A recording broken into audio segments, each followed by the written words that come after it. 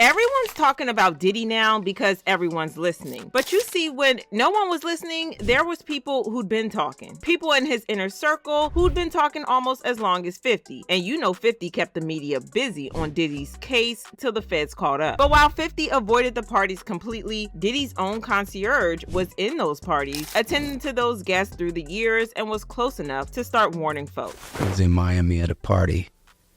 I just remember him walking in and asking everybody, hey, what kind of girls do y'all want? And a few moments later, the girls came in. And I think somebody said they wanted Puerto Rican girls. And just a bunch of them came in.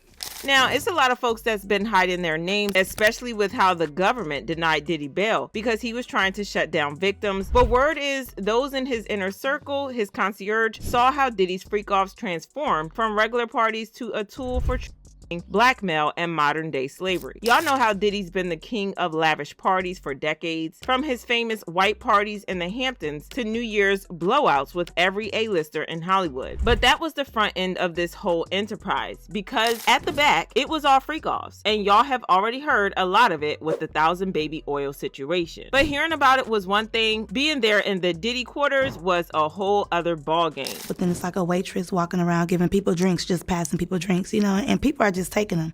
Me, I don't drink like that, but I'm like an occasional drinker. Like, I'll drink if we're partying or whatever, just for that occasion. So, because people are going to keep saying, drink, drink, drink. But I didn't take a drink yet. But I just had it in my hand. So one of the sons seen me walking. Mind you, I'm with other girls, but we split up. So I was walking with one girl. She's a Puerto Rican girl.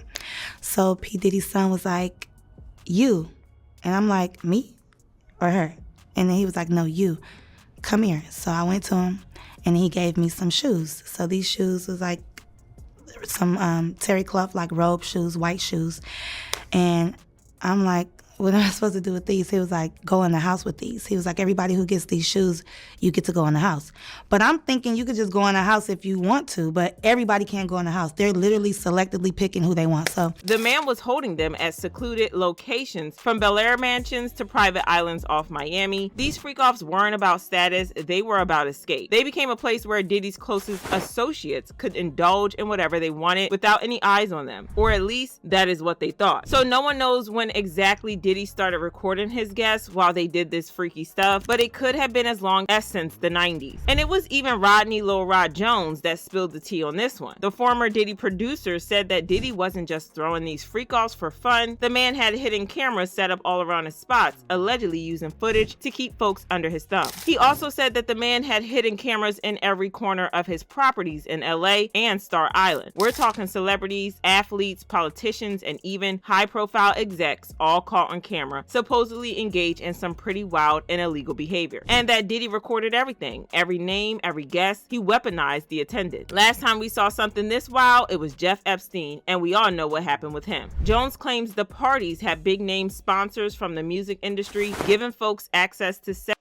drugs, and underage girls and boys. And this ain't hearsay, because someone just filed this lawsuit against him, confirming that Jones and everyone who'd accused him, even his concierge. But it don't stop there. Jones even said these parties acted like a twisted business model, where up-and-coming artists could climb up the career ladder by mixing with the industry's top dogs. Plus, execs didn't come empty-handed. He says they handed Diddy wads of cash as a thank you for the invite. Now, here's where things get real. Diddy's concierge reportedly started warning the new staff to stay away from certain areas during those parties. We're talking do not enter zones on his property. According to this concierge, it wasn't just some casual word of advice. The man was given a heads up to save new staffers from seeing things they wouldn't be able to forget, or things that would make them an accessory to whatever was going on behind those closed doors. And this ain't just about wild behavior. This is about some stuff that even seasoned party vets would find disturbing, because Diddy was going all out. We're talking themes for each room with custom decorations decorations, lighting, sound, and party favors that go way beyond what most people would consider legal. There was orders for specific items, silk sheets, soundproof walls, baby oil, toys, and a few things that would make your jaws drop and this video taken down. Before these parties even kicked off, Diddy's team had to make sure every little detail was set up perfectly. If a VIP needed a specific request, they got it. And guess? Oh, they were treated to a scene that catered to all kinds of tastes, no matter how extreme. We're talking everything from Egyptian-themed lounges to jungle scenes straight out of a fantasy novel. Guests could pick their adventure, whether it was sitting in a candlelit room or dancing in a private room where no one's watching. And that was the PG staff. Y'all know it's a lot I ain't saying, so I want y'all to fill in the blank spaces. Truth is, whatever y'all heard, multiply it by 105 and it's probably true. Because I'm like,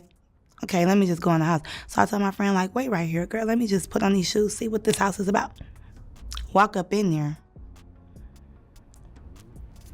I don't judge people because at the time I was just smoking weed. But you know when people are out of their mind, and you know when people, you know what you don't want to be a part of. And it's just like I'm seeing stuff that you see on the movies. This corner, this got going on. This corner, they over here doing this. This corner, they over there having sex. This corner, I'm just going to say, because I don't know what I can say because I'm not trying to be incriminating myself, but they were dressed up like little Harajuku Barbies. Like what? Little people, okay? We're not going to say what type of little people, but like a fetish.